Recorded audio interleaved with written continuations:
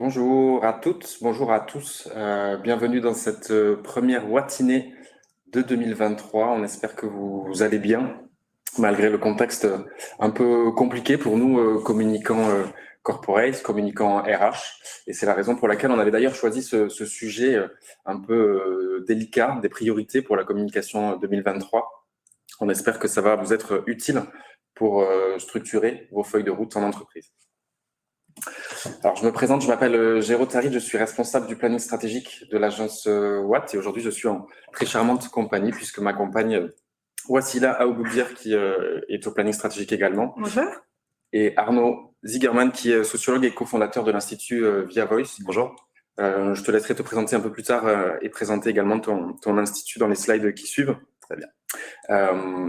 Et on est également en compagnie, vous la voyez en petite fenêtre, alors non pas qu'on l'a enfermée à la cave, mais on avait besoin d'une petite voix pour modérer, pour relayer vos questions, puisque bien sûr la présentation permet d'être commentée en direct, donc n'hésitez pas tout au long de notre exposé à poser des questions, à intervenir, et Lucille Fleury, qui est donc responsable de communication de l'agence, nous les fera remonter et nous les partagera pour que nous puissions intervenir. Je vois que tout le monde se connecte petit à petit, donc je me permets, sans passer trop de temps, de nous présenter un peu plus en détail, parce que tout le monde ne nous connaît pas forcément. L'agence Watt, c'est aujourd'hui 120 talents réunis au sein d'une agence indépendante, majoritairement basée à Paris, mais qui a également 8 implantations un peu partout en France, notamment à Toulouse, Nantes, Lille ou encore Aix-en-Provence et Lyon. On est à la particularité d'être un modèle intégré. On accompagne un très large scope de clients sur l'ensemble de leurs problématiques du conseil à la production et on existe maintenant depuis un peu plus de 35 ans. Et Arnaud, du coup, si tu veux dire un petit mot aussi sur l'Institut, c'est avec plaisir. Avec plaisir, je vais pas y passer 3 heures non plus, mais Via Voice, c'est un institut qui va fêter ses 15 ans dans un mois. C'est le dernier institut de sondage, c'est même le seul institut de sondage indépendant aujourd'hui en France. Donc c'est quelque chose qui est important de préciser, qu'il était important de préciser puisqu'une partie de nos activités consiste à réaliser des études politiques. Via Voice, c'est un institut qu'on a créé il y a quelques années qui produit à la fois des études macro sur les grandes tendances de société. Ce sont toutes les études qui commencent par les Français et quelque chose. Ça nous permet d'identifier certaines tendances, de voir des signaux faibles. Et ça, parfois, on en fait des études publiées dans la presse, des bouquins, des conférences. Et parallèlement, la plus grosse partie de notre activité consiste à faire des études qui répondent aux questions de nos clients, des entreprises. Et nos clients sont plutôt des présidents, des directions générales, beaucoup de DIRCOM et aussi quelques questions RH sur des problématiques d'image des entreprises, des choses assez classiques que vous connaissez dans les agences, des pré-tests, des post-tests de communication qui nous permettent d'identifier l'impact des actions de communication et de mieux les préparer. Voilà. Merci beaucoup. Et c'est d'ailleurs justement pour ces problématiques qu'on en a rediscuté pour construire cette présentation. Aujourd'hui, le programme que l'on souhaitait vous proposer apparaît à l'écran. On va commencer par se souhaiter une bonne année 2023, parce que c'est important, même si légalement, en février, on n'est pas sûr qu'on a encore le droit, mais on va commencer quand même par ça. Non, je blague, vous allez voir. On va très vite rentrer dans le dur sur ces fameuses prévisions et priorités pour 2023 avec cette matière qu'on espère très utile encore une fois pour vous dans vos activités du quotidien. Et en toute fin, on se permettra de synthétiser rapidement l'intégralité des échanges que l'on va avoir ensemble aujourd'hui et rester jusqu'au bout parce qu'on a une petite annonce à vous faire. Alors rien d'extraordinaire, on vous rassure, mais ça peut vous intéresser si vous êtes aujourd'hui connecté à cette présentation. Je pense que la petite annonce de fin peut vous plaire. Alors, bonne année 2023 à tous. Ce qu'on voulait dire par là, c'est d'abord, est-ce qu'on se rappellerait pas comment s'est terminé 2022 avant de se souhaiter un joyeux 2023 pour être sûr peut-être de prendre l'année du bon côté, de pas forcément refaire les mêmes erreurs que 2022. Si on s'intéresse à comment s'est terminé 2022, on voulait vous proposer un petit jeu, puisque vous voyez apparaître à l'écran différentes images qui, pour nous, sont des symboles de différents moments de 2022. Alors, essayez de les reconnaître, essayez de mettre des mots sur ces images. Est-ce que vous reconnaissez chacun des faits de société qui apparaissent à l'écran? N'hésitez pas à le dire d'ailleurs dans le chat. Vous les avez tous? Moi, je les ai. À peu près. Alors, sans plus attendre, vous les aviez peut-être reconnus pour la plupart, que ce soit, par exemple, tout en haut à gauche, les grèves qui ont frappé assez durement la Chine en fin d'année, et notamment les usines Apple pour la première fois de son histoire. Hein. Le premier atelier du monde s'est mis en grève, ou que ce soit la Coupe du Monde au Qatar qui a été beaucoup décriée, qui a fait beaucoup couler d'encre sur son impact environnemental. Peut-être la tendance du flight tracking qui consistait cet été à suivre les jets privés des milliardaires pour aller mesurer leur empreinte carbone, ou encore peut-être l'appel à bifurquer des étudiants d'Agrotech Paris qui s'inscrit dans la lignée de plusieurs appels à bifurquer de très très grandes écoles qui ont appelé les étudiants à bifurquer, changer de voie, remettre en question les modèles qu'on leur enseigne et les carrières qu'on leur promet qui sont plus en adéquation avec ce contexte. Quand on parle de contexte, c'est celui-là dont on veut parler. C'est un contexte qui est extrêmement compliqué. En fait, ces images, elles n'ont pas forcément de lien extrêmement commun, ou en tout cas évident pour nous. Elles dénotent néanmoins de sociétés où la pression monte, de sociétés qui sont en crise, où les opinions sont de plus en plus conscientes, ont des nouvelles attentes, ont des envies d'action et le font savoir, évoluent en termes de comportement et notamment perdent de confiance dans les pouvoirs établis. Quand on dit pouvoir établi, c'est ces fameux repères qui guident les sociétés jusqu'alors. On veut parler du pouvoir politique, du pouvoir scientifique, du pouvoir syndical, du pouvoir même religieux. C'est juste, on l'a pas forcément mis parce que c'est un peu plus loin de nos métiers, mais ça en fait partie. Et ces institutions qui représentaient jusqu'alors le progrès, qui représentaient des piliers de confiance, se sont petit à petit effondrées, justement au vu des crises que nous traversons. Ils ont échoué, du moins au regard de l'opinion, dans la gestion de ces crises, dans la prévention même de ces crises. Et les relais d'opinion ne font pas exception à la règle, puisque médias et leaders d'opinion, eux aussi, ont montré leurs failles dans peut-être le fait qu'ils aient des biais, puisque derrière des médias, il y a souvent des intérêts privés, et donc on remet en question le fait que leur opinion est forcément l'opinion juste. Les leaders d'opinion et influenceurs sont pas les derniers à véhiculer aussi des fake news, et ça, désormais, l'opinion en a conscience et est donc extrêmement méfiante. Et on a fêté un triste anniversaire en fin 2022-2023 avec les 10 ans de la défiance. Si on en croit notamment les résultats du baromètre Edelman, qui est un baromètre qui s'intéresse depuis des années à justement aller mesurer les niveaux de confiance des sociétés envers tous les piliers que j'ai cités un peu plus tôt, et notamment les entreprises, c'est indéniable. Depuis 10 ans, les niveaux de confiance sont extrêmement bousculés, sont extrêmement chahutés. L'entreprise, néanmoins, aujourd'hui, semble tirer son épingle du jeu. En tout cas, c'est ce que nous allons voir un peu plus tard aussi avec Arnaud. Il faut qu'elle le fasse pour prendre à bras le corps les différents enjeux environnementaux, les différents enjeux sociaux, sociétaux, économiques, en tout cas les différentes crises que nous traversons aujourd'hui. Et c'est d'ailleurs notre conviction chez Watt. Je ne sais pas si vous avez tous suivi l'actualité de l'agence, mais fin 2022, nous avons renforcé notre positionnement autour de la confiance, puisqu'on a la conviction qu'aujourd'hui, c'est un petit peu le chaînon manquant, ou en tout cas le chaînon sur lequel nous, communicants, on a ce pouvoir d'agir pour rétablir cette relation entre parties prenantes, entre l'opinion et l'entreprise, entre autres. C'est vrai qu'on a la conviction à l'agence que la communication est transformative. Elle n'est pas là que pour faire le récit d'événements passés. Elle est là aussi pour mettre en mouvement les hommes, pour mettre en mouvement les organisations, qu'ensemble, ils puissent renouer le dialogue, ils puissent inventer des nouveaux modèles qui sont nécessaires aujourd'hui pour un futur beaucoup plus souhaitable. Voilà pour la théorie, place maintenant à la pratique. C'est bien beau ces discours, mais qu'est-ce qu'on fait concrètement en 2023 ? C'est ce qu'on a essayé de construire autour de cette présentation. Ensemble, on va essayer de voir des premiers constats en s'appuyant notamment sur l'Institut Via Voice pour aller mesurer les attentes et les besoins des Français vis-à-vis des organisations. Notamment, Wassila portera les leviers d'action prioritaires pour organiser votre communication en 2023. Et bien sûr, pour nourrir tout ça, on est allé sourcer des exemples, on est allé sourcer des différents case studies un peu partout en France et à l'étranger pour illustrer nos propos. Un petit disclaimer, peut-être Arnaud y reviendra. Bien sûr, les résultats sont basés sur des résultats, une étude auprès des Français. Donc, si parmi vous, il y a des personnes qui ont des parties prenantes internationales, ce focus-là est très franco-français. Pour construire justement cette présentation, on ne voulait pas être dans la théorie, on l'a dit, on voulait être extrêmement dans la pratique. Et donc, c'est comme ça que le dialogue avec Via Voice s'est fait. On cherchait un outil pour le faire de la manière la plus juste possible et la plus propriétaire. Non pas qu'on n'ait pas forcément confiance dans les autres instituts d'études, mais on voulait nos chiffres, on voulait nos données pour les monitorer année après année et voir notre impact aussi à nous communiquants dans ce contexte pas évident.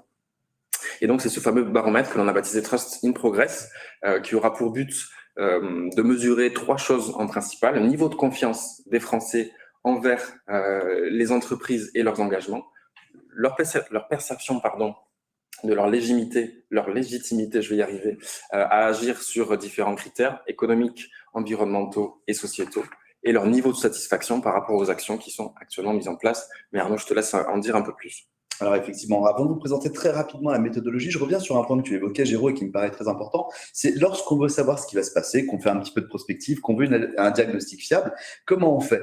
C'est important de créer sa propre étude, et c'est pour ça, tu disais une étude propriétaire, et je pense que c'est fondamental. Pourquoi? Parce que si on va chercher des capteurs un petit peu partout, ça peut être pertinent, mais on a tous tendance à chercher ce qui nous arrange. On va privilégier ce point-là plutôt qu'un autre parce qu'on peut toujours trouver des chiffres et les faire parler comme on veut. Nous, ce qu'on a essayé de faire entre Watt et Via Voice là, à cette occasion, c'est de se dire quelles sont les questions qui nous intéressent. Quelles sont les questions qui nous intéressent dans l'opinion? Et puis, on verra bien ce que ça donne auprès des Français. On ne va pas faire une sélection qui nous arrange et qui va renforcer nos préjugés. Donc, on a réalisé cette étude. Alors, je vous épargne les heures de méthodologie. Grosso modo, c'est une étude très fiable réalisée auprès des Français. L'étude est très récente. On a 1003 répondants, national représentatif de la population française, très classique, selon les critères de sexe, d'âge, de CSP, de région et de catégorie d'agglomération. Merci Arnaud. On rentre dans le dur? Allons-y. Avec les prévisions et les priorités pour 2023, sans plus attendre, le premier enseignement que l'on voulait partager avec vous, puisque je dépeins un climat social et un contexte pas forcément évident, ça vous aura pas échappé, on est en crise multiple, sanitaire, économique, géopolitique et j'en passe. Mais finalement, le niveau de confiance des Français dans les entreprises n'est pas forcément celui qu'on croit. Tout n'est pas perdu. Pardon. Tout n'est pas perdu. Tout n'est pas perdu. Alors c'est vrai qu'effectivement, lorsqu'on se fie au débat public, on a l'impression que les Français sont totalement radicalisés, que tout est compliqué et qu'il n'y a plus de nuances dans ce pays. Finalement, je vais vous avouer un truc, en analysant l'opinion tous les jours, ça nous rassure. On est beaucoup plus nuancé sur l'état du pays et sur ce que pensent les Français. Alors, si on regarde un petit peu en détail, on voit ce chiffre qui est qu'effectivement, c'est ce que je vous disais à l'instant, les opinions radicales sont les plus visibles dans les médias et sur les réseaux sociaux. En réalité, on a simplement 20% des Français qui déclarent un niveau de confiance ou très élevé ou pas du tout élevé à l'égard des entreprises. Donc finalement, on en a 80% qui sont plus nuancés. Donc la nuance existe encore dans ce pays, on peut être rassuré. En fait, on peut présenter les choses de manière négative ou positive, je vais essayer d'être neutre. En tout cas, ce qu'on voit, c'est que les opinions, je vais utiliser ce terme qui est celui qu'on utilise dans les études, qui n'est pas très beau, les opinions sont molles. C'est-à-dire que les gens, alors nous, quand on répond aux questions des sondages, on a tendance à dire plutôt oui et plutôt non, plutôt que oui tout à fait, non pas du tout. Qu'est-ce que ça signifie pour vous concrètement dans vos métiers, dans les entreprises aujourd'hui? Ça signifie tout simplement que les opinions peuvent basculer. Encore faut-il être capable d'expliquer et d'avoir le bon niveau de pédagogie adapté au public que l'on vise.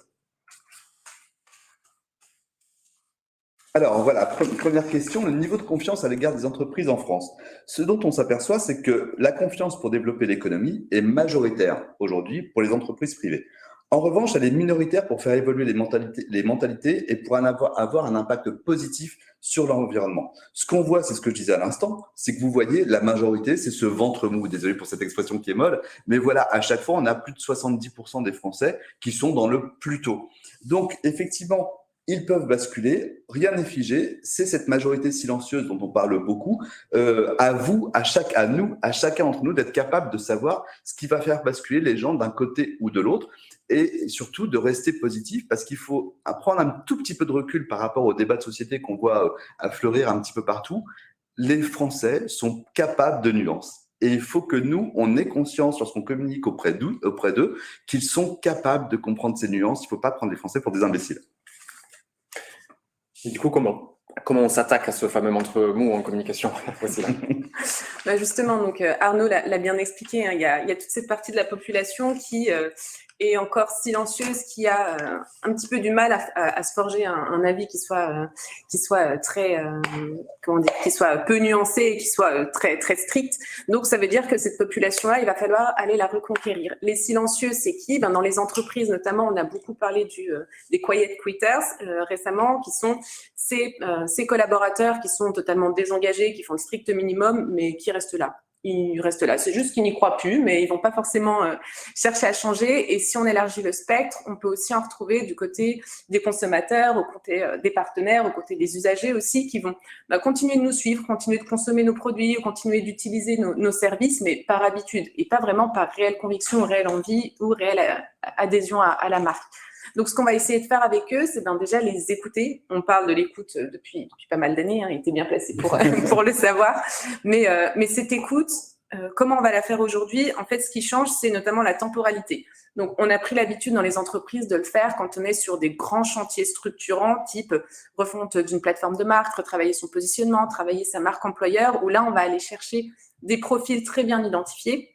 Mais ce qui change aussi, c'est qu'aujourd'hui, on va aussi favoriser une écoute beaucoup plus continue parce que les choses évoluent très vite et justement, il faut pouvoir écouter pas seulement en fait ceux qui vont nous interpeller directement sur les réseaux sociaux. Ça, c'est ce qu'on a très bien fait au lancement des réseaux sociaux et c'est tout à fait utile. Mais il faut aussi aller écouter ce qui se passe. Et le social listening, notamment, va nous aider là-dessus. Les études propriétaires qu'on peut mener aussi, et on le verra tout à l'heure, sur des temporalités assez récurrentes vont nous aider à écouter ce qui se passe, les grandes tendances, les grandes mutations, les sujets d'inquiétude, notamment quand on est en ce moment dans un contexte, là en ce moment on est beaucoup sur les réformes de retraite, donc on peut lancer des écoutes sur ces sujets, mais on peut aussi aller chercher des choses encore plus pragmatiques en se disant demain je veux lancer une action, je veux développer la qualité de vie au travail dans l'entreprise, je veux mettre par exemple développer le télétravail, allez écouter ce qui se dit sur les réseaux sociaux sur ces thématiques bien spécifiques. Et en plus, en élargissant le spectre, en se disant, on ne va pas seulement sélectionner quelques collaborateurs ou quelques parties prenantes avec qui on a l'habitude de bien travailler, mais on écoute vraiment ce qui se dit quand on n'est pas là. Le deuxième point, c'est la pédagogie avant l'action. Donc, t'en parlais aussi, on se complète bien, on ne s'est pas coordonné. La pédagogie avant l'action, en se disant aussi que ces personnes, pour certaines, en fait, c'est juste qu'elles ont décroché un moment. On parle de décrochage scolaire, et ça s'adapte aussi à la population dont on parle. On a l'impression parfois d'avoir dormi en classe pendant des années, on se réveille, tout a changé et on n'ose même plus poser la question au professeur parce qu'on se dit mais pendant combien de temps j'ai fermé les yeux en fait au final. Donc ce qu'on va chercher à faire, c'est vraiment de remettre à plat et parfois il y a certains sujets qui nous semblent pour nous basiques parce qu'on a le nez dedans au quotidien, parce qu'on est aussi dans notre microcosme et qu'on surveille toutes les tendances, mais en fait pour une partie de la population, reprendre les bases, c'est rassurant. Et c'est là qu'on va aussi s'autoriser derrière à parler ou en tout cas à se forger une opinion qui va être, on l'espère, plutôt positive. Si on prend un exemple très concret dans les entreprises, pendant des années, on s'est dit il faut réduire notre consommation de papier. Ça très bien, nous, je pense qu'on l'a assimilé depuis des années, mais nous, en fait, ça fait aussi quelques années. On parlera pas de ça.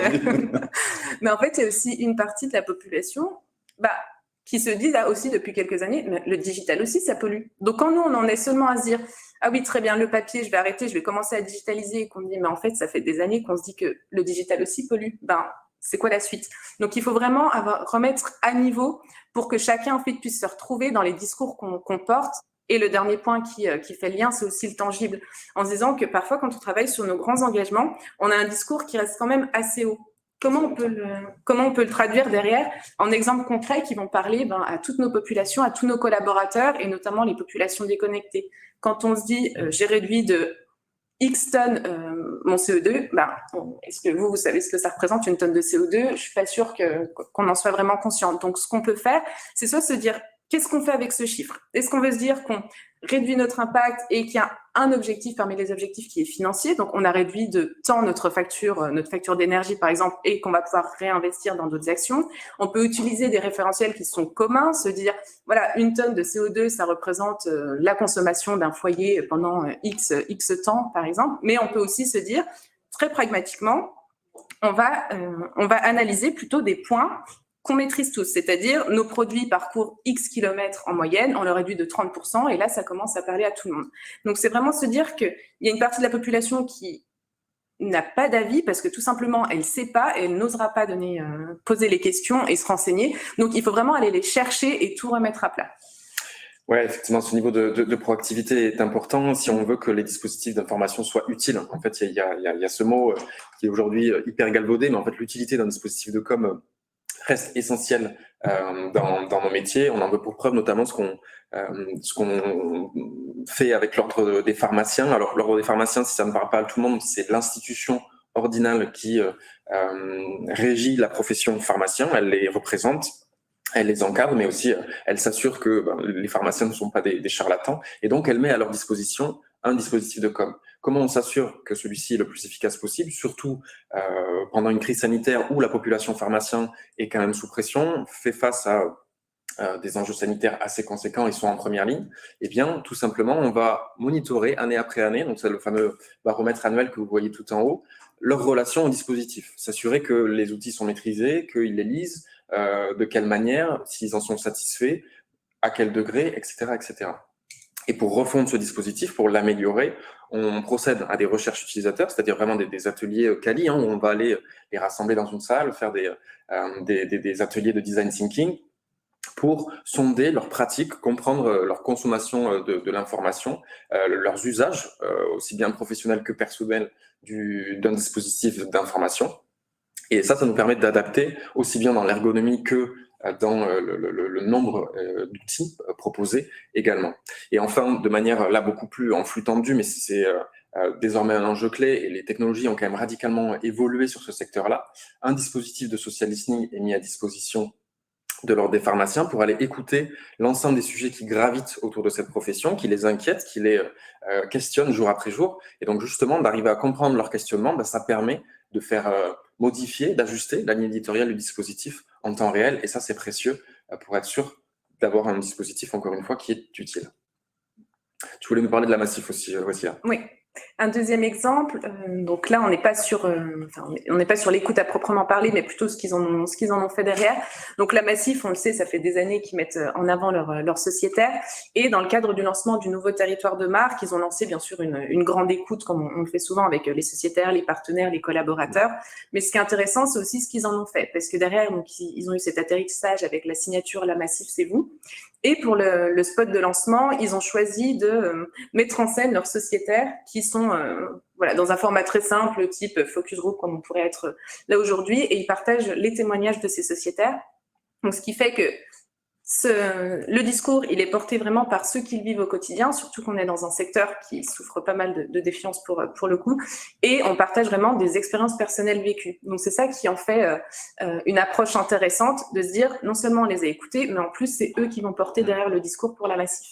Donc là où souvent sur ce type de campagne très institutionnelle, on va avoir de la banque vidéo, on peut se le dire, avec une voix off et un manifeste, donc très bien, qui fait une partie du job, bien sûr, mais de l'avoir en plus enrichi en se disant, quand on va parler aux particuliers de discours qui sont très concrets, très rationnels, et c'est intéressant. Effectivement. Second enseignement que l'on souhaitait vous partager, donc après ce constat du ventre mou qui reste à conquérir, c'est aussi, on a commencé un petit peu à l'aborder, mais je voulais revenir dessus, Arnaud, si ça te convient, c'est ce niveau de maturité auquel on est confronté, qui en fait n'est pas du tout celui qu'on croit, dans le sens où la RSE notamment, c'est des sujets dont on parle beaucoup en communication, dont on parle beaucoup en cabinet d'études, qui semblent être extrêmement plébiscités, et finalement le niveau de maturité là aussi n'est pas celui qu'on croit. Il n'est pas celui qu'on croit, et effectivement, on a posé directement la question. On a 45% des Français qui sont insatisfaits des dispositifs d'information mis en place par les entreprises sur ces sujets. Alors, au-delà de l'information, il y a des questions d'action, et on a interrogé les Français sur ce sentiment d'action. Les actions, vous le voyez, elles sont jugées encore très insatisfaisantes sur le volet environnemental. On voit de manière globale, peut-être le premier chiffre sur lequel j'attire votre attention, c'est le niveau de méconnaissance. Vous savez, ces gens qui disent « je ne me prononce pas, je ne sais pas ». Nous, le niveau de méconnaissance, il nous alerte à partir de 5%. Et vous voyez que sur toutes ces questions que vous avez face à vous, les Français sont à, je ne sais pas, entre 17 et 27%, ce qui est colossal, ce qui est extrêmement important. D'où l'importance aussi de faire la pédagogie de la pédagogie. C'est bien beau de faire de la pédagogie, mais il faut dire qu'on en fait. On croit toujours qu'on explique mieux que ce qu'on fait. Donc ça, c'est très important. L'autre partie, effectivement, ce qu'on peut se dire une fois ces taux de NSP analysés, c'est que les choses sont plutôt jugées de manière négative. Mais là encore, ce qui est important, c'est que lorsqu'on parle des Français, finalement, c'est un artifice. On a des sous-catégories de population qui perçoivent des choses différemment. Alors là, je vais m'intéresser à une sous-catégorie de population qui intéresse pas mal de monde en ce moment, ce sont les jeunes. Et on voit qu'effectivement, il est important de noter que les scores des jeunes sont relativement plus élevés que les autres. Alors, est-ce que c'est parce qu'ils filtrent moins ces informations, parce qu'ils les perçoivent plus? Première hypothèse. Deuxième hypothèse, est-ce que c'est parce qu'ils s'y intéressent plus? Moi, je serais vigilant sur ce point parce que ce qu'on voit effectivement dans l'ensemble des autres études, c'est que c'est pas tout à fait ça. C'est pas qu'ils s'y intéressent moins, c'est que finalement, ça dépend de pas mal d'autres facteurs que de la génération. Au troisième point, est-ce que ce serait parce qu'on s'adresse plus à eux sur ces sujets, en laissant peut-être de côté les autres catégories de la population? Je ne vais pas répondre à ces hypothèses, je les soulève et on en parlera, on en débattra peut-être par la suite. Après, effectivement, sur les volets le volet social et sur le volet sociétal, on voit qu'il y a des dispositifs qui sont à renforcer, puisque simplement 30% des Français sont satisfaits des actions de prévention et de sensibilisation sur des questions telles que le harcèlement et l'accompagnement des victimes. Plus en détail, on peut regarder le graphique suivant. On a posé des questions liées au bien-être au travail, et on voit que sur le volet sociétal, là encore, le niveau d'action des entreprises est assez mal connu. Je vous invite à regarder les taux de NSP qui sont vraiment élevés. Et si des efforts apparaissent à faire sur les questions de prévention, de sensibilisation, d'accompagnement des victimes et surtout de droit à la déconnexion, les Français sont plus positifs sur des thématiques telles que la sécurité au travail, la prévention, la mise à disposition d'infrastructures ou d'avoir des locaux accueillants, ou le respect de la vie professionnelle et personnelle. Ce sont des thématiques qu'on a beaucoup évoquées ces dernières années et effectivement qui, petit à petit, ont fini par imprégner l'opinion. Sur les questions de diversité et d'inclusion, là, effectivement, il y a un vécu qui est à prendre en compte. Et je reviens sur ce que je disais tout à l'heure. On peut regarder les Français au global, mais déjà, si on voit le premier élément de différence selon le sexe, eh ben, on va déjà avoir des différences qui sont assez inouïes. Et effectivement, je vous invite de manière générale, sur les études sur le sexisme ou ces thématiques-là, à bien regarder les différences des perceptions hommes-femmes, parce qu'il faut bien reconnaître que nous, les hommes, on a tendance à ne pas voir certains éléments. Alors, je ne parle même pas des autres thématiques. Alors, on va regarder très rapidement dans le détail sur la diversité et l'inclusion. Donc, vous voyez qu'au-delà des chiffres globaux qui montrent la nécessité de faire davantage et de mieux l'expliquer, on a surtout des différences par sous-catégorie, et notamment les hommes et les femmes. Sur la question qu'on peut illustrer, là, qu'on a mis en jaune, l'engagement pour l'égalité entre les hommes et les femmes, la moyenne est à 37%. 36%, pardon. Alors là, j'étais, pardon, sur le respect des minorités sexuelles et de genre, la moyenne est à 36%, mais c'est une moyenne qui cache une différence, vous voyez, de 39 à 32%. Donc, 7 points d'écart entre les hommes et les femmes. 7 points, c'est beaucoup sur une thématique comme ça. Et vous regardez les autres à chaque fois, effectivement, par exemple, l'engagement pour l'égalité entre les hommes et les femmes, vous avez une moyenne de 37%, qui masque une différence de 29% pour les femmes, 46% pour les hommes.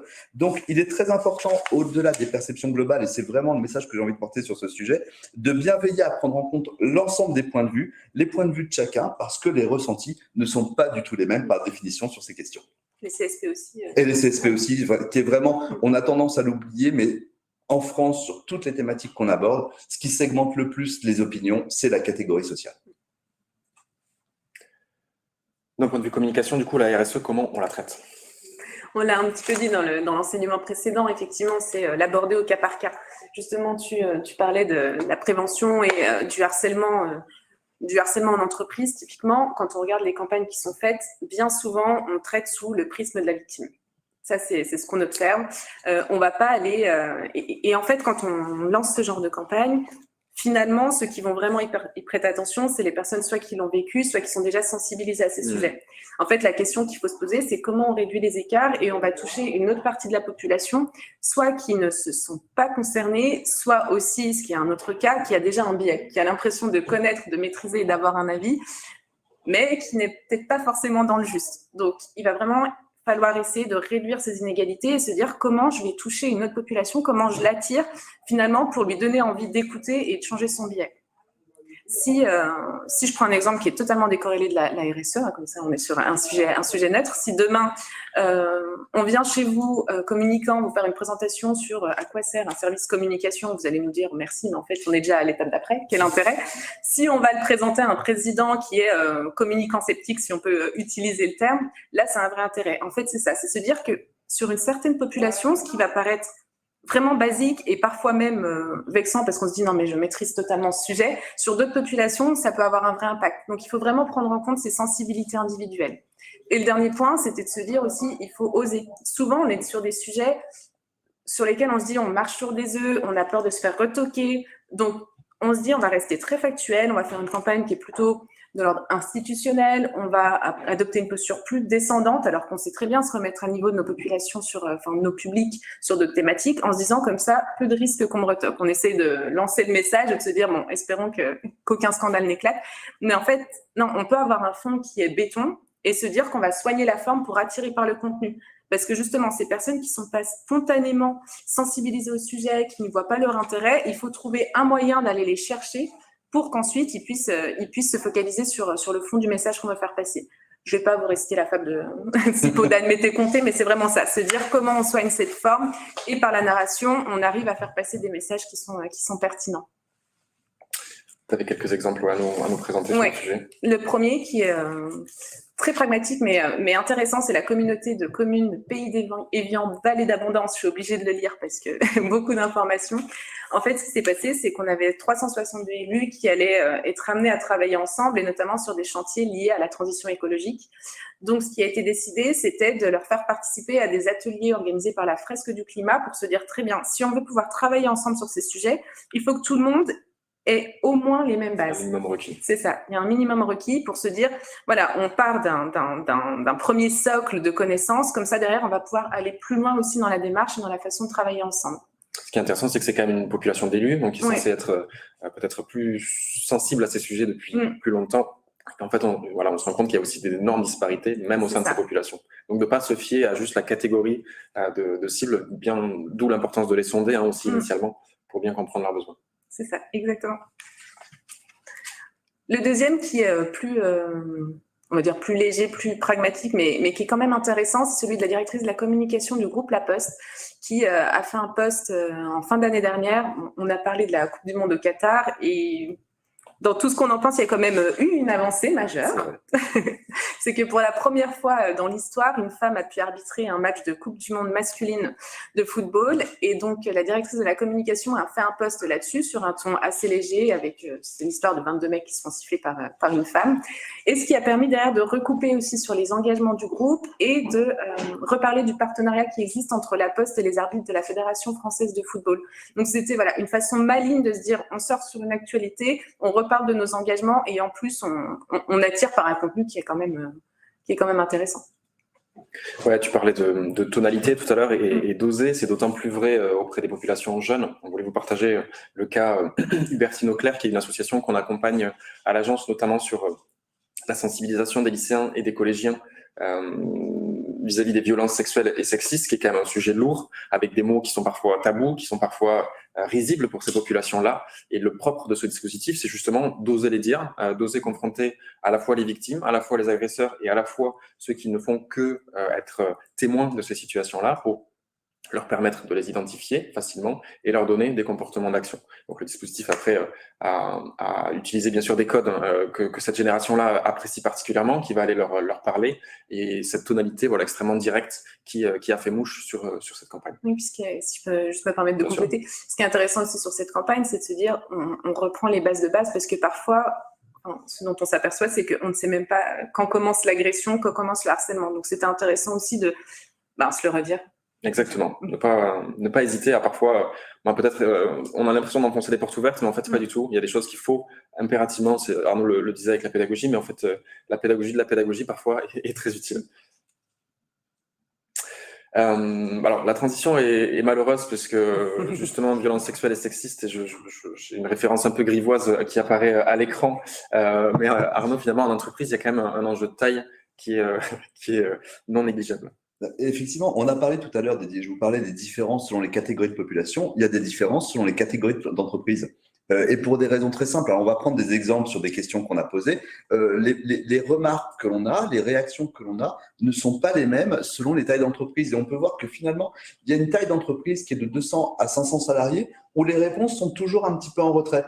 Donc, effectivement, alors on va l'expliquer de différentes manières, mais on va prendre deux exemples là, qui sont quand même, vous allez voir, sur des sujets fondamentaux, tels que le respect des croyances religieuses ou l'engagement pour l'égalité entre les hommes et les femmes. Vous voyez que sur le premier, le respect des croyances religieuses, le taux de satisfaction est au global à 49%, Mais pour les très grandes entreprises, enfin les grandes entreprises de plus de 500 salariés, on est à 57%, on passe de 49 à 57. L'engagement pour l'égalité entre les hommes et les femmes, alors à avoir en tête, il est insatisfaisant à 51%. Et là aussi, il y a des différences, on ne les a pas évoquées. Selon les tailles d'entreprise, si on regarde la diapositive suivante qui détaille un certain nombre d'autres critères, eh ben, on s'aperçoit que pour les entreprises de 250 à 499 salariés, les résultats sont sensiblement en retrait. Ce n'est pas un léger retrait. Alors, il y a plusieurs hypothèses possibles, là encore, mais on peut se dire que c'est la taille critique, finalement.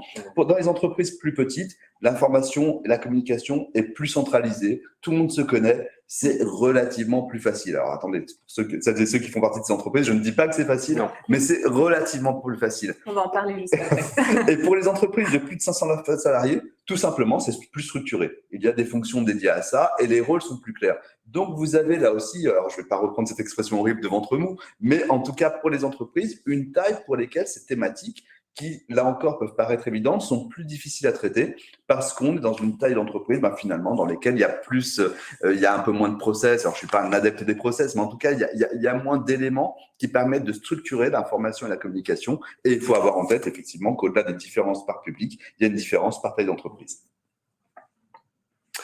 Et pour autant, la communication reste un atout majeur en période de crise. Et donc, comment on s'y prend en termes de to-do, Wassila, sur ce thème? Justement, il y a plusieurs choses en fait parce que vous le savez, hein, on a entre nous la communication a une vraie fonction importante. Pour autant, on partage votre peine, on partage votre quotidien. On le sait quand il y a quand on est dans des périodes d'incertitude, quand il y a des coupes budgétaires, vous êtes généralement en première ligne aussi pour le subir. On retrouve pas mal de services communication en ce moment qui sont en sous-effectif, qui sont de fait aussi davantage en réaction que dans l'action et dans la capacité de traiter des sujets de fond ou des sujets beaucoup plus structurants. Donc, ce qu'on veut garder en tête, c'est que c'est important de structurer cette communication et de l'adapter justement à la taille de l'entreprise. Une entreprise qui grandit vite, une entreprise qui fait face à un rachat, à une fusion, ou encore aussi, il y a un cas un peu particulier dont on parlera qui est les entreprises familiales. Mais voilà, c'est généralement des entreprises, quand on grandit, quand on a un ADN d'entreprise familiale, où on se dit encore que, comme le disait Arnaud, on arrive plus facilement à se parler, la parole est plus libérée, mais il faut aussi se dire que malgré tout, c'est important de structurer une communication et notamment une communication interne efficace parce qu'il y a des choses qu'il faut dire en fait, qu'il faut que l'entreprise porte et qui peut pas être justement du fait on se partage des informations en réunion d'équipe par exemple. On en parlait en tout début, il y a des silencieux et ces personnes, c'est pas forcément elles qui vont se manifester, poser des questions, mais il faut quand même qu'il y ait un discours qui cascade jusqu'à elles. Et notamment quand on grandit vite, ce qu'on observe, c'est qu'on va avoir beaucoup de nouveaux arrivants aussi dans les entreprises. Et en fait, la communication, son rôle, ça va être aussi d'être garant de cette histoire, de cet ADN, de la culture, des valeurs qui sont communes à tous et qui va permettre qu'au-delà de l'onboarding, on continue aussi d'engager les populations. Parce qu'on a de plus en plus soigné l'onboarding, mais derrière, comment on maintient aussi cette relation à l'entreprise. Donc, ces prises de parole sont importantes. Le deuxième point, c'est aussi pour les grandes entreprises de se dire que c'est aussi nous qui pouvons faire changer les choses. Il faut raconter ce que ça veut dire d'être un acteur majeur du territoire, d'un secteur. Parfois, à nous tout seuls, on est un bassin d'emploi dans une région, enfin on fait vivre en tout cas une région. Donc tout ça, il faut le garder en tête. Souvent en marketing, on a tendance à se dire c'est le challenger qui vient chatouiller le marché, qui fait bouger les choses. On pense à Free, on pense à Burger King. Mais en fait, le leader aussi, il a une vraie importance parce que c'est lui qui va être l'éclaireur aussi du secteur, c'est lui qui a l'histoire du secteur et qui peut aussi user de son influence pour initier des avancées qui sont vraiment majeures dessus. Et notamment dès qu'on parle des problématiques RSE, je pense tu prends l'exemple de Free, mais je vois depuis quelques années les initiatives que peut faire Orange en matière de prévention, par exemple, de conduite au volant, pour sensibiliser sur des thématiques qui sortent un peu de son scope, mais qui sont de son rôle de leader finalement. Exactement. Pour illustrer nos propos ici, pas forcément deux cas, parce que la com interne, c'est toujours extrêmement complexe à illustrer, mais on voulait quand même insister sur communiquer, c'est important. Alors ça peut paraître bête à dire, mais en fait, spontanément, en temps de crise, la communication se fait. Vous l'avez tous vécu dans vos entreprises pendant la crise sanitaire. Une multitude d'initiatives se sont mises en place parce qu'on était en temps de crise, qu'il fallait quand même continuer de collaborer, qu'il fallait quand même continuer de communiquer. Alors, dans des organisations, ça a été, on a créé une newsletter. Dans d'autres, ça a été, on a donné la parole aux dirigeants sous forme de visio. Il a juste envoyé un mail. Voilà, les initiatives parfois frugales se sont multipliées. Ce qui est encourageant pour nos communicants dans ces temps de crise, c'est que les dispositifs, du coup, ont évolué et sont désormais beaucoup plus matures. Là, les chiffres illustrent en fait que l'adoption, y compris d'ailleurs dans des structures plus petites, comme les PME, des outils de collaboration, typiquement ce qu'on est en train d'utiliser pour vous parler aujourd'hui, a été massivement adopté. Et ça, en tant que communicant, on doit le prendre en compte. C'est un dispositif qui est déjà acquis à notre cause et qui peut nous servir pour faire passer nos messages sans forcément investir des budgets considérables. Et donc justement, une fois qu'on a dit tout ça, il faut quand même pas oublier derrière l'enjeu de communication, les sujets. On parle beaucoup de responsabilité sociale d'entreprise. Oui, c'est un sujet qui est important. On l'a vu, la pédagogie à faire est encore énorme, mais l'impact de l'ensemble de ces crises fragilise l'opinion, fragilise nos salariés, et l'entreprise doit presque revenir à un rôle un peu régalien, si j'ose dire, Arnaud. C'est complètement ça. Effectivement, on a tendance à oublier que l'intérêt pour les sujets de société ne signifie absolument pas que l'on oublie nos propres besoins, nos propres contraintes et nos propres problématiques. On voit bien effectivement le niveau de vie et le salaire sont les premières préoccupations des Français, et on va le voir en détail par la suite. Ils citent en premier la création d'emplois et le développement de l'économie lorsqu'on leur pose des questions de priorité.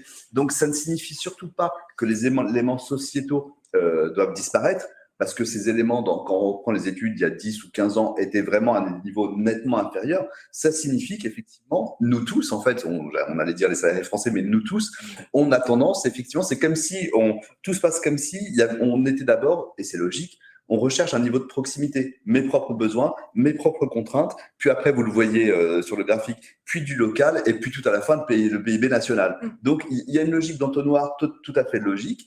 Bien entendu, lorsqu'on interroge les gens, ils ont avant tout leurs propres contraintes, et lorsqu'on leur pose des questions sur ce que doivent faire les entreprises, elles doivent avant tout créer de l'emploi. C'est effectivement, après, on parlera du rôle de l'entreprise dans la société. Encore une fois, j'insiste, ce n'est pas à opposer. C'est juste, forcément, on regarde en priorité ce qui nous conditionne et ce qui nous intéresse le plus. Et on le voit effectivement avec cette phrase que j'aime bien, et c'est une expression qu'on utilise beaucoup, c'est mon intérêt général. On nous interroge souvent, et les politiques le font beaucoup, sur est-ce que les Français sont encore sensibles à la notion d'intérêt général.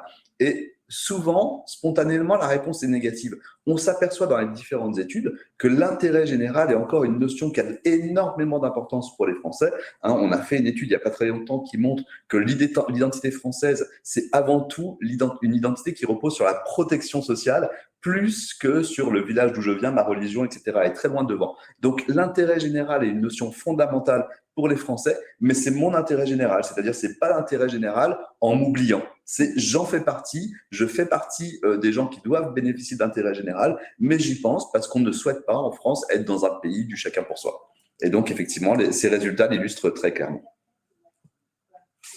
Et comment en communication on s'y prend du coup pour garantir ses besoins primaires? Eh ben, on retourne aux bases. En fait, pendant des années, et bien sûr que c'était essentiel et que ça l'est toujours, on a beaucoup axé la communication autour de la QVT, du bien-être au travail, de la culture d'entreprise, des valeurs. Et bien sûr que c'est important parce que cette notion aussi d'utilité, on en a un petit peu parlé, elle reste présente, et il faut aussi pouvoir adhérer au projet de l'entreprise. Mais malgré tout, on a peut-être parfois un petit peu trop oublié de revenir aussi sur des thématiques beaucoup plus pragmatiques. En fait, on a un peu... il faudrait pas tomber en fait dans cette caricature de la start-up qui est très moquée sur les réseaux sociaux, où on nous dit il y a un baby-foot, il y a un chief happiness officer, mais par contre tu compteras pas tes heures et puis tu seras mal payé, et en plus de ça on n'est même pas sûr que la start-up tienne au bout de 2 ans. Plus d'1 an. C'est ça. Donc celui qui va vraiment remporter la mise, c'est celui qui arrive à axer les deux. Et quand on regarde les espaces carrières, les offres d'emploi, ou même plus largement les prises de parole des entreprises sur ces sujets, on est très souvent sur des grands sujets d'engagement ou sur des actions de bien-être au travail, mais très peu sont les sites ou les prises de parole qui abordent la rémunération, les avantages, est-ce que les périodes d'essai sont en général menées à bien, quel est le turnover de l'entreprise. Et ça, on le retrouve plutôt dans des entreprises qui recrutent essentiellement des commerciaux. Parce qu'on se dit, les commerciaux ont besoin de savoir ce qu'ils vont gagner. Mais il n'y a pas que les commerciaux qui ont besoin de manger et de savoir s'ils quittent leur entreprise pour une autre, s'ils sont assurés, ou en tout cas dans de bonnes conditions pour que cette période d'essai débouche sur un CDI, combien ils vont gagner, est-ce que le salaire va un petit peu s'aligner sur l'inflation, on va essayer quand même de compenser le tout. Donc c'est des choses qu'on peut faire apparaître aussi. Et en plus de ça, on va chercher à intégrer les nouveaux codes du travail, parce que ce qui se passe, c'est que on parle du bien-être, on parle de la vie des collaborateurs, de l'expérience qu'on veut leur faire vivre, mais il faut aussi toujours le mettre en lumière de l'expérience que le collaborateur va réellement vivre. Si je reprends l'exemple de mon baby-foot, est-ce qu'il a encore du sens quand la population, enfin les collaborateurs sont essentiellement en télétravail? Pas vraiment. Par contre, se dire que quand les collaborateurs sont en télétravail, il y a une compensation qui est faite pour la consommation d'énergie qui va leur être impactée, ben là c'est plus intéressant, c'est beaucoup plus concret. Un exemple. Un exemple, Utopie, qui regroupe assez bien l'ensemble. Donc Utopie, c'est un cabinet de conseil spécialisé dans la RSE. Et justement, sur leur espace carrière, ils ont des éléments très pragmatiques et ils arrivent plutôt bien à allier les deux. Donc on a les grilles salariales qui sont affichées. Donc par niveau de seniorité, les fourchettes de salaire, mise en exergue des moyennes secteurs, moi aussi je fourche, et en plus de ça, derrière, dans ce qui nous inspire, donc ils nous racontent, bien sûr, on a les cours de yoga, on a les massages, mais en plus de ça, quand les entreprises, en général, remboursent 50% des transports, eux, c'est 100% sur l'abonnement Vélib. Ils nous disent aussi qu'à compétences et profil égal, ils vont privilégier ceux qui sont qui partagent les mêmes valeurs de bienveillance, d'engagement aussi dans l'entreprise. Donc, tout ça fait qu'on arrive plus facilement à se projeter en se disant, très bien, il y aura des trucs très cool. Le yoga, si je suis pas en télétravail, ça me parle. Mais en plus de ça, le salaire est correct et on prend en charge aussi plus que la moyenne certains frais qui peuvent m'être imputés. Pour rebondir, je ne sais pas si tu as vu, mais c'est vrai que la question des salaires en France est toujours un peu tabou. Nombreux sont nos clients qui nous interrogent sur est-ce que je dois afficher les salaires. Donc bon, la question en France est épineuse parce qu'elle se base sur des référentiels qui parfois sont un peu dépassés, c'est-à-dire de quelle école je fais partie conditionne drastiquement mon salaire et ma grille d'évolution. Néanmoins, un exemple outre-Atlantique nous donne un petit peu d'espoir, entre guillemets, ou en tout cas une ligne de conduite à suivre, c'est la Californie qui fait passer aujourd'hui une loi sur les entreprises de plus de 10 ou 14 personnes, je ne suis pas sûr, qui va imposer à ces entreprises-là de publier publiquement les salaires sur les offres d'emploi. Donc voilà, est-ce que ça va arriver en France? On ne sait pas encore, mais en tout cas, c'est un signal faible qu'il ne faut pas négliger. Autre bonne pratique que l'on souhaitait vous partager, c'est celle du BSI. Le BSI, c'est un outil qui est en entreprise depuis des années et dont on se sert finalement très peu parce qu'il est cantonné à une partie très administrative, très RH.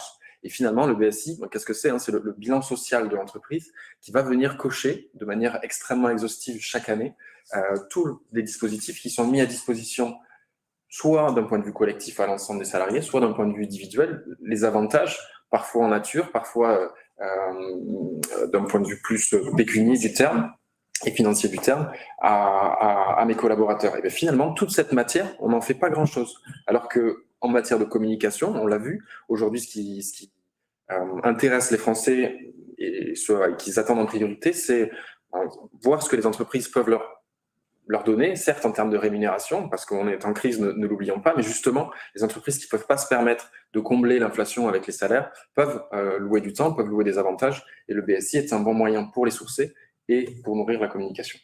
Et justement, juste pour compléter sur le BSI, il y a beaucoup d'entreprises qui réfléchissent actuellement à comment le valoriser d'un point de vue en marque employeur, donc vraiment en externe. Et en plus de ça, ce dont ils s'aperçoivent, c'est que de plus en plus de PME aussi cherchent à travailler sur ce BSI en disant, en fait, dès le départ, il faut qu'on commence à se poser ces bonnes questions. À le structurer et à le communiquer, oui. Le dernier exemple, très pragmatique, mais efficace, essentiel, c'est le cas de Bonduelle au Québec qui a distribué des conserves dans les banques alimentaires, donc auprès de populations précaires, avec ce message, donc Bonduelle vous offre à manger et un emploi. En fait, ce qui est intéressant dans leur approche, c'est que à la fois, ils sont là pour vous aider au quotidien à très court terme, donc mon besoin primaire, c'est vraiment de me nourrir, donc ils y répondent, mais en plus de ça, ils répondent à un second besoin à plus long terme, qui est ce besoin de pouvoir s'en sortir et se réinsérer par le travail. Ce qu'il faut garder en tête aussi, c'est qu'il y a toute une partie de la population qui doit travailler pour manger, en fait. Avant de se poser la question du bien-être, on a besoin d'un salaire, on a besoin de payer ses factures, on a besoin de mettre des conserves dans son assiette. Et c'est aussi un bon exemple de se dire, voilà, on a conscience que vous, potentiellement, qui recevez cette boîte de conserve, vous avez juste besoin de travailler. Et généralement, c'est aussi des collaborateurs qui sont beaucoup plus fidèles, assez reconnaissants aussi de l'entreprise. Et The Body Shop en 2020 l'avait fait aussi aux États-Unis. En fait, il disait aux collaborateurs futurs, Vous venez, on vous pose 3 questions très simples. Si vous répondez oui aux 3 questions, vous êtes embauché. Donc, est-ce que vous avez le droit de travailler sur le sol américain? Est-ce que vous pouvez tenir debout pendant 8 heures et porter une charge de 20 kilos? Si c'est oui, eh ben, on y va. On ne regarde pas votre passif, on ne vous demande pas votre casier judiciaire et on sait très bien qu'on a des personnes derrière qui sont motivées. Ça ne s'applique pas à tous les métiers, mais en tout cas, sur une partie des métiers, ça peut être intéressant. Ouais, merci, très, très intéressant. Et on en arrive déjà au dernier enseignement qu'on souhaitait vous partager. C'est que, bon, vous l'avez compris, la feuille de route, elle est quand même complexe en communication, mais vous n'êtes pas seul, puisque finalement, vous avez des ambassadeurs du changement assez naturels qui apparaissent, même si au final, ils n'étaient pas si naturels que ça avant l'étude. Non, ils n'étaient pas si naturels que ça avant l'étude. Alors moi, je suis content de parler des jeunes parce que c'est un sujet sur lequel il y a plein de fantasmes. Mais là, c'est vraiment typiquement partie des sujets sur lesquels il est important de regarder les études parce qu'il y a un décalage très fort entre ce qu'on dit dans le débat public et la réalité de ce que pense la jeunesse. Et peut-être un petit prérequis avant de vous donner quelques éléments, c'est que la jeunesse n'existe pas. Il y a des jeunesses. C'est vraiment ce que je vous disais tout à l'heure, c'est-à-dire que les principales différences en France sur toutes les thématiques se font par catégorie sociale. Pour autant, on peut voir certains traits communs à la jeunesse. Et effectivement, le premier élément, c'est que ça peut être un de vos alliés, ils peuvent faire partie de vos alliés, puisqu'on a 45% des 18-24 ans qui ont confiance en la capacité des entreprises à faire évoluer la société ou les mentalités. Alors c'est énorme, 45%, ça paraît minoritaire, mais il ne faut pas lire les chiffres en termes de minorité ou de majorité. C'est vraiment un chiffre très différent de ce qu'on a pu avoir les années précédentes. Et puis après, il soulève plein de questions, mais qu'on ne va pas aborder là, je vais simplement les effleurer. C'est finalement ces attentes à l'égard des entreprises les plus jeunes sont très fortes. Mais du coup, est-ce que ça recompose le rôle de l'entreprise dans la société? Au point que certains utilisent aujourd'hui le terme d'entreprise-providence. Donc c'est tout un questionnement qui apparaît aujourd'hui, mais qu'il faut avoir en tête, puisque vous le voyez sur le graphique qui apparaît, les jeunes sont vos alliés, puisque lorsqu'on demande aux Français leur confiance concernant la capacité des entreprises à faire évoluer la société ou les mentalités, ben vous voyez que les plus jeunes sont à plus de 10 points de plus que les autres catégories. Donc c'est vraiment, il faut casser l'idée que les jeunes sont plus réfractaires que les autres à l'égard des entreprises, parce que c'est pas du tout le cas. En revanche, effectivement, la jeunesse fait qu'ils peuvent être plus facilement déçus. Donc il faut être vigilant, mais vigilant en sachant qu'on part d'une jeunesse qui est avant tout confiante dès le départ. Alors ça, on va le voir aussi. C'est contre-intuitif avec les discours communs. Le discours commun, ce que vous voyez, enfin moi, ça m'exaspère de trouver ça dans la presse. Les jeunes ne voudraient plus travailler, ils sont négatifs. Ce sont des enfants gâtés, ils sont trop exigeants. En fait, il faut avoir en tête pourquoi on a ces chiffres-là. Je vous donne juste quelques hypothèses. On vit en ce moment un combo qui est assez inédit, qui est que d'une part, on est au quasi plein emploi pour les jeunes diplômés. Je parle des jeunes diplômés, je ne parle pas des autres. On est au quasi plein emploi. Et par ailleurs, on a vécu pendant les années 90, les Français n'ont pas fait de bébé, on a une chute démographique. Lorsque vous avez un combo chute démographique et quasi plein emploi des jeunes, on a tous du mal à recruter. Et il leur arrive un truc que les générations précédentes, nous, on n'a pas connu, c'est qu'ils ont le choix. Donc, nous, en tant qu'entreprise, on doit tenir compte du fait qu'ils ont le choix, il va falloir les séduire. Donc, c'est pas facile, mais c'est pas du tout, ils ne veulent pas travailler, on ne les intéresse pas, ils sont trop exigeants. C'est ce qu'on fait tous dans notre vie au quotidien lorsqu'on est rationnel. Lorsqu'on a le choix, on est plus exigeant. Je me permets de rebondir sur ce que tu dis parce que c'est intéressant, mais je ne voudrais pas qu'on croie qu'on fait preuve de jeunisme en disant ça.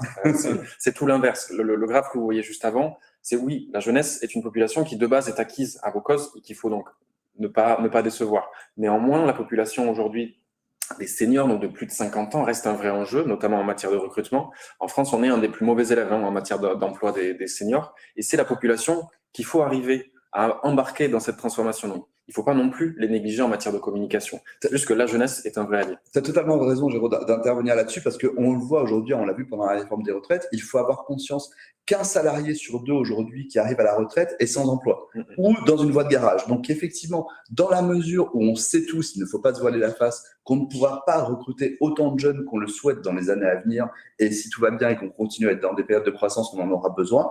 Et la question qui se pose, c'est tout simplement à partir de quand on arrête de croire qu'on est senior en entreprise, à partir de 45 ans, qu'on ne bénéficie plus de formation, qu'on ne bénéficie plus de perspectives d'évolution, parce que ça va évoluer, ça doit évoluer. J'en profite pour remonter une question de Sophie qui se demande s'il y a une explication sur la rupture à partir de 35 ans. Donc de cette fameuse rupture-ci. En fait, il y a plusieurs hypothèses là aussi. Il n'y a pas qu'une explication. Il y a plusieurs hypothèses. Qu'est-ce qui se passe à partir de 35 ans? Déjà, vous avez des enfants. Votre vie change, vous avez des crédits.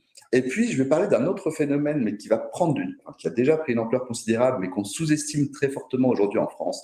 On a réalisé une étude il n'y a pas très longtemps sur la thématique des aidants, c'est-à-dire où on aide son papa, sa maman ou quelqu'un qui en a besoin autour de soi. En France, l'âge, on commence à être aidant en moyenne à 35 ans. On n'est pas aidant à 55, 60 ans comme ce qu'on croit généralement. On commence à être aidant. Ça veut dire que la situation de vos collaborateurs qui ont 35 ans, elle change parce qu'ils ont des crédits, ils ont des inquiétudes, ils ont des enfants et ils commencent à devoir s'occuper de leurs parents. Ça signifie que lorsqu'on veut séduire des jeunes, il faut tenir compte du fait qu'ils ont plus de contraintes que ce qu'on imaginait et en tout cas plus de contraintes que les générations précédentes qui devenaient aidantes plus tard. Donc, il faut tenir compte de ce paramètre parce que la vie devient plus dure, tout simplement, pour eux. Exactement. En matière de communication, comment on s'appuie sur cette jeunesse, comment on s'en fait des alliés? Justement, donc, déjà, comme on l'a dit, il n'y a pas le jeune, mais il y a les jeunes. Il y aurait peut-être autant de jeunes Français qu'il y a de Français, si on pourrait le dire comme ça. Mais en fait, ce qu'on veut garder à l'esprit, c'est que voilà, ils sont plutôt optimistes face à la capacité des entreprises à faire bouger les choses et eux-mêmes ont envie de faire bouger les choses aussi. Alors, tu m'interromps si c'est pas totalement juste, mais j'ai aussi l'impression, en regardant les chiffres, on se dit les jeunes n'ont pas envie de travailler parce qu'ils imposent leurs conditions. Mais on est aussi sur une génération qui a pris l'habitude de dire les choses. C'est pas forcément la revendication, c'est juste qu'on va pas arriver en entretien et dire oui, oui, oui à tout, alors qu'on a des questions, qu'on a des points bloquants. Donc en fait, c'est aussi qu'on a l'habitude de dire les choses. Et ça, c'est une vraie force. Et c'est là-dessus qu'ils vont être aussi nos vrais alliés demain, pour pouvoir nous aider à avancer sur des chantiers aussi qui vont servir l'entreprise. On parle ici des collaborateurs, on peut aussi parler des consommateurs, des jeunes partenaires au sens large qu'on pourrait avoir, des jeunes influenceurs qui vont nous aider. Et ça sous-entend aussi de pouvoir faire cascader, ou en tout cas arriver l'information jusqu'à eux quand ils arrivent en entreprise. Parce on parle des jeunes, mais des jeunes CDI, mais aussi les jeunes stagiaires, les alternants, comment on leur partage aussi des informations qui sont importantes. Souvent, on va se dire qu'on va animer notre communauté de stagiaires alternants, mais plutôt sous l'angle de créer des synergies, organiser des déjeuners. Mais derrière, comment on les fait travailler vraiment main dans la main avec nous, parce que c'est potentiellement nos CDI de demain, c'est aussi potentiellement les promoteurs de demain. Donc, il faut vraiment pouvoir s'appuyer dessus et voir quelles sont les forces et sur quoi ils peuvent nous aider. Ils vont aussi nous aider à infiltrer de nouvelles communautés. En fait, pendant longtemps, on s'est dit, on va aller chercher les jeunes, on va mettre un post sur Facebook. Bon, ils sont plus vraiment sur Facebook, mais on va mettre un post sur Facebook qui nous dit, le jeune, ce post est fait pour toi. Là, ça va plus être suffisant. En fait, on peut plus arriver avec nos gros sabots, cette posture encore un petit peu descendante de nous, entreprises, on vient parler aux jeunes, mais en fait, eux vont aussi nous aider à infiltrer directement les communautés et se dire, si je prends l'exemple des fixeurs, si je l'emprunte aux journalistes, on n'arrive pas en territoire ennemi ou en territoire de guerre, mais en tout cas, ils peuvent nous aider à infiltrer cette communauté, nous ouvrir la porte et nous préparer le terrain en disant « Ok, cette entreprise va en allier, je suis garant, entre guillemets, de ce qui va être dit et c'est vraiment intéressant. » Et dans ces cas-là, ça rajoute une certaine crédibilité au discours qu'on va porter. C'est pour ça que demain, on ne vous dira pas d'aller ouvrir votre chaîne Twitch. Surtout pas, n'y allez pas, laissez faire les professionnels. N'y allez pas inaccompagné. C'est ça, soyez accompagnés des bonnes personnes. Donc voilà, il y a des terrains qu'il ne faut pas investir seul, parce qu'on ne sera pas légitime. Et il ne suffira pas de mettre une paire de baskets pour que ça passe. Il faut vraiment que ce soit un travail de fond, parce qu'il y a des codes qui sont très spécifiques. Et juste avant que tu partages l'exemple, un petit point de vigilance aussi autour de la notion d'influence. Là, on le voit, la réglementation est en train d'évoluer. On essaie de cadrer davantage aussi le travail des influenceurs ou des créateurs de contenu selon comment on les appelle. Donc, il faut faire attention à 2 points. C'est que, bien sûr, quand on va travailler notamment avec des influenceurs, c'est important de leur laisser la main, qu'ils puissent s'approprier aussi le discours, mais gardez en tête aussi que vous êtes garant du message de fond. Donc, de trouver les bonnes personnes qui vont aussi être en bonne adéquation avec l'entreprise, les valeurs et le message qu'elle veut porter. Et le deuxième point aussi sur lequel on va être de plus en plus vigilant, c'est cette notion de transparence sur le format, la forme de partenariat qui est envisagée. Là, j'ai 2 exemples en tête, un qui est moins récent, Amazon, et un plus récent avec l'US Army. En fait, le point commun des deux, c'est de se dire que parfois, on n'est pas très transparent sur le partenariat qu'on met en place. On va mobiliser explicitement certains collaborateurs ou certaines personnes pour en faire la promotion. Mais derrière le discours, on sent tout de suite qu'il est fake. En fait, aujourd'hui, on a des vrais radars pour détecter les influenceurs qui ont un discours qui manque d'authenticité. Donc voilà, c'est vraiment ces 2 points de vigilance que je voudrais apporter là-dessus. Oui, c'est vrai que l'opinion aujourd'hui est quand même très alerte sur la publicité. C'est pas pour rien d'ailleurs que les métiers de la communication et de la publicité aujourd'hui sont beaucoup critiqués. C'est vrai que voilà, l'opinion a conscience des leviers, des grosses ficelles, on va dire. Donc attention à ça. Et d'ailleurs, le Parlement français est en train de légiférer très récemment. C'est Bruno Le Maire, me semble-t-il, qui a fait un appel sur son Twitter, justement en voulant réemprunter des codes de jeunesse. Bon, je vous laisserai juge de leur qualité, pour faire un appel à collaboration, pour bien légiférer sur l'usage des influenceurs, qui est clé aujourd'hui. Mais c'est marrant, quand je vous entends parler, j'ai l'impression de revivre un petit peu la transformation digitale des entreprises. Il y a 10 ans, quand on se transformait d'un point de vue digital, on se disait, en fait, il y a la jeunesse qui peut nous aider, puisqu'ils sont digital natives, ils le maîtrisent. Donc, on a mis en place des shadow comex, on a mis en place du reverse mentoring. En fait, là, l'idée est un peu la même chose. On vit une sorte de transformation responsable, si on ose l'appeler. Il faut absolument embarquer la jeunesse pour le faire avec force et impact. Oui, peut-être aussi, juste pour compléter, en élargissant la population, puisque dans les shadow comex, ce qu'on a souvent vu, c'est aussi, on prenait des jeunes, mais qui venaient quand même de certaines écoles qui étaient bien triées sur le volet, etc. Donc aujourd'hui, on va chercher aussi une plus grande représentativité dans les profils sur lesquels on va s'appuyer. Oui, tu as raison de le souligner, et ça va de pair aussi avec l'argument que tu disais de l'influence, mine de rien, a ses propres codes, qui sont pas évidents à maîtriser, surtout d'un point de vue corporate où le discours est souvent extrêmement préparé, extrêmement strict. Là, l'enjeu de l'influence, c'est d'arriver à lâcher prise. Donc de cadrer suffisamment, d'avoir une vraie relation de confiance, tu le soulignais, avec l'influenceur, pour garder une main sur le discours, mais d'arriver à lâcher prise pour qu'il ait de l'impact. Parce que la force de ces influenceurs, qu'ils soient internes d'ailleurs ou externes, c'est qu'ils ont leur propre ligne de conduite, ils ont leur propre communauté acquise. S'ils changent leur comportement pour coller à une marque, de suite, le message va paraître fake, comme tu l'as souligné. Et pour le coup, la Poste l'a plutôt bien compris sur un dispositif mis en place récemment pour recruter 4500 alternants. Donc c'est quand même un volume colossal. Du coup, il faut un volume de CV encore plus colossal. Et on est allé chercher 6 influenceurs sur TikTok qui ont chacun leur ligne de conduite, chacun leur propre communauté, qui est attirée par des codes différents, qui soient pédagogues, qui soient scientifiques, qui soient plutôt humoristiques. Et c'est ces personnes-là qui sont allées décrypter le dispositif d'alternance de la Poste pour nous. On leur a filé des guidelines, on leur a bien sûr donné un cadre assez précis, mais dans lequel ils avaient la possibilité d'évoluer selon qui ils sont vraiment et selon ce que leur communauté vient chercher. Voilà pour ces enseignements. Alors, Lucille est il y a une question sur cette partie. Betty se demandait si c'était normal que l'effort d'adaptation à l'autre génération ne semble aller que dans un seul sens. On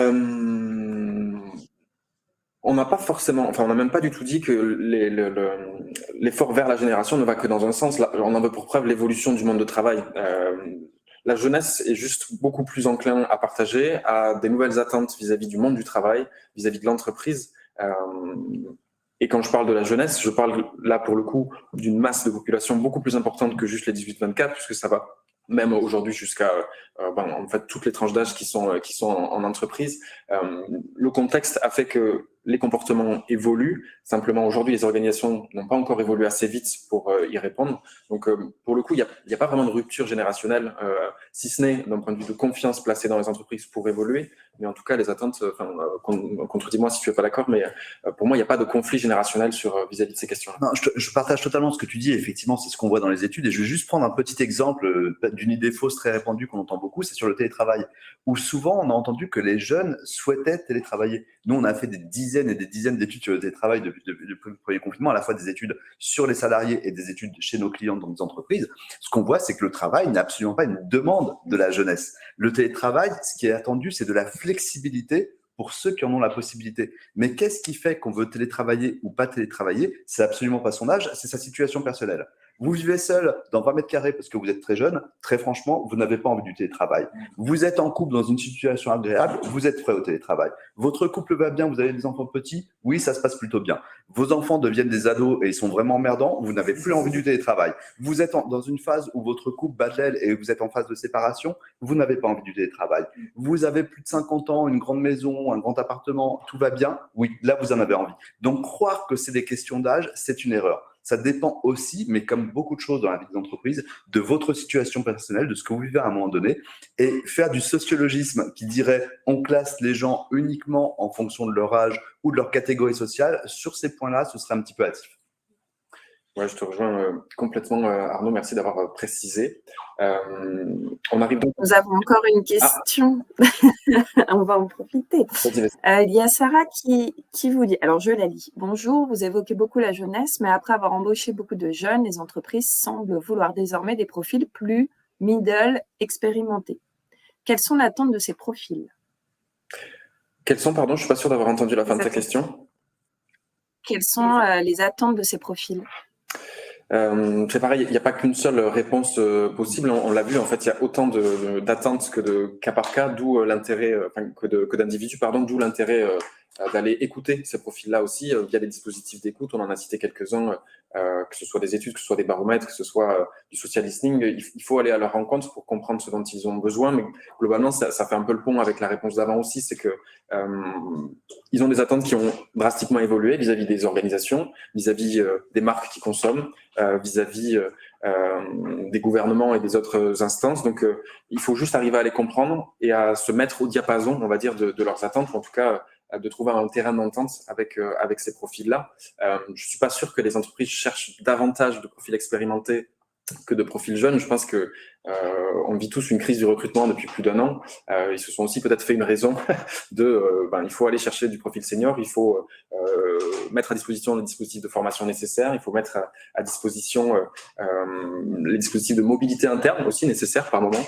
Voilà, c'est plus ça à mon sens qui change que vraiment la cible de recrutement en tant que telle. Juste pour revenir sur quelques clients que j'ai dû accompagner justement sur ces problématiques où ils disaient les jeunes, on arrive à être plutôt bon dessus parce que justement une entreprise avec une culture forte, un projet fort, beaucoup de cooptation aussi et une plutôt bonne réputation sur les jeunes et qui disaient maintenant comment on va attirer aussi ces profils très middle. En fait, souvent, il y avait 2 volets qui ressortaient, mais encore une fois, ça dépend des secteurs, mais c'était aussi ce prisme de l'expertise. En fait, souvent, là on a vu des actions, notamment sur TikTok, on se disait, en fait, sur ces populations-là, on va peut-être aller les chercher aussi en mettant en avant, nous, nos experts, parce que c'est ça aussi qui va nous stimuler de se dire quels seront mes pairs aussi, parce que je commence à avoir un premier niveau, je commence à m'être forgé des premières convictions sur mon métier, et qu'est-ce qui va faire qu'intellectuellement aussi, demain, je vais me retrouver avec des gens de mon niveau et qui vont continuer de m'élever. Un deuxième point aussi, c'est que c'était souvent une étape où on passe à l'étape supérieure dans sa carrière. Donc, on prend potentiellement un poste en management, même si le management, c'est de ce qu'on voit, a priori, plus tellement rêver les populations de notre génération, mais en tout cas, c'est là qu'on va prendre un nouveau challenge, un vrai challenge qui va être plus déterminant dans notre carrière. Donc, comment, en fait, on va montrer qu'on est prêt à faire confiance et à continuer d'accompagner en se disant, très bien, je prends en compte le fait que tu es déjà senior, tu as déjà beaucoup de choses à apporter, mais en plus, voilà ce que nous, ce qu'on peut t'apporter. Donc, c'est vraiment le gérer en mode plan de carrière qui va être intéressant. Juste un tout petit complément, effectivement, de ce qu'on peut voir dans les études, et c'est vraiment la suite de ce que vous avez dit tous les deux. Il y a un élément commun qui est quand même la formation. J'ai droit à des formations tout au long de ma vie professionnelle, et c'est pas réservé aux moins de 45 ans. Et après, on a une étude, donc je me rappelle plus le taux exact, mais j'ai dû le mettre sur mes réseaux sociaux, vous pouvez le retrouver. On a demandé aux Français à partir de quel âge on est vieux. Et on l'a distingué entre à quel âge on est vieux dans sa vie personnelle, à quel âge on est vieux dans sa vie professionnelle. En fait, à quel âge on est vieux dans sa vie personnelle, de mémoire, c'est à plus de 65 ans. Mais dans sa vie professionnelle, on se sent jugé comme vieux à partir de 45 ans. Donc, c'est ça, je pense, qui doit changer dans les entreprises. C'est le regard sur l'âge. Évidemment, aujourd'hui, on peut le voir, vous voyez des gens de 62, 65 ans qui travaillent, vous ne pouvez absolument pas dire que ce sont des vieux. Parce que dans leur manière de bouger, dans leur état d'esprit, je ne parle même pas de l'état de santé où effectivement la question souvent ne se pose pas, heureusement, on ne peut plus se dire, c'est comme si la société est allée plus vite que nos représentations. Aujourd'hui, à 60, 65 ans, on peut ne plus du tout être vieux. Donc effectivement, se dire qu'on arrête de former les gens à partir de 45 ans parce que c'est plus rentable, c'est devenu totalement aberrant. Oui, c'est vrai que ça peut faire office d'ailleurs d'un prochain rendez-vous, mais le regard sur la seniorité en entreprise et comment on le travaille est un vrai enjeu de com pour ces prochaines années, c'est certain. Surtout qu'il y a aussi les profils dont on n'a pas parlé, mais tout à l'heure, quand on parlait des jeunes, et souvent on veut recruter des jeunes, il y a aussi tous les profils en reconversion qui sont entre les deux, en fait, qui sont déjà des seniors, mais qui seront juniors sur le poste pour lequel on va les recruter et qui sont un sujet à part entière. Exactement. En synthèse, sauf si Lucille, il y a de nouvelles questions. Pour l'instant, ça a l'air d'être bon.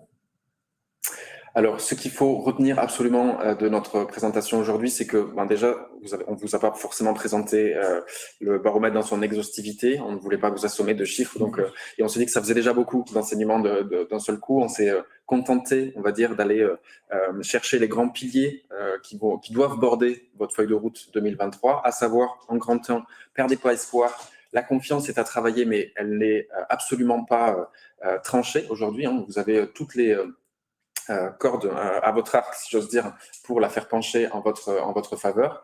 La RSE, bien sûr, c'est un sujet qu'il faut aborder, mais attention, les niveaux de maturité ne sont pas ceux qu'on croit. Revenez au cas par cas, osez aller sur le terrain, écoutez les véritables besoins et les niveaux de maturité de chacun. Bien sûr, le rôle de la com, défendez vos budgets, et c'est pas que parce qu'on est agence que l'on dit ça, on l'a vu, c'est essentiel. En 4, il y a donc de nouveaux besoins qu'il faut absolument couvrir, on en est conscient, sociétaux, environnementaux, mais n'oubliez pas le rôle aussi régalien et pragmatique de l'entreprise. Et enfin, la jeunesse est un allié de taille à embarquer sur ces questions-là. Ne partez pas tout de suite, ça va pas durer longtemps. On voulait juste vous partager ceci, si la souris apparaît à mon écran. Un petit aléa du direct, voilà, elle s'est allumée. Ça avait bien marché jusque-là. Ouais. Une petite animation pour vous présenter Trust Day. Que sont les Trust Days? En fait, ce sont un nouveau dispositif que l'on voudrait mettre à votre disposition. Jusqu'alors, on communiquait beaucoup autour de nos Watinés, donc qui étaient ces moments de partage et de rencontre. Trust Day va être la nouvelle marque de communication que l'on va utiliser pour vous donner des rendez-vous. Vous envoyez quelques-uns apparaître sur le côté et creuser avec vous ces thématiques justement de comment on peut nourrir la confiance au quotidien avec nos parties prenantes. Voilà, parfois des thématiques pragmatiques, parfois des thématiques plus d'influence, parfois des thématiques qui iront chercher des chiffres et des études. Donc restez bien connectés à notre page LinkedIn, à notre site internet également pour suivre notre actualité, puisque les Trust Day reviennent très très vite.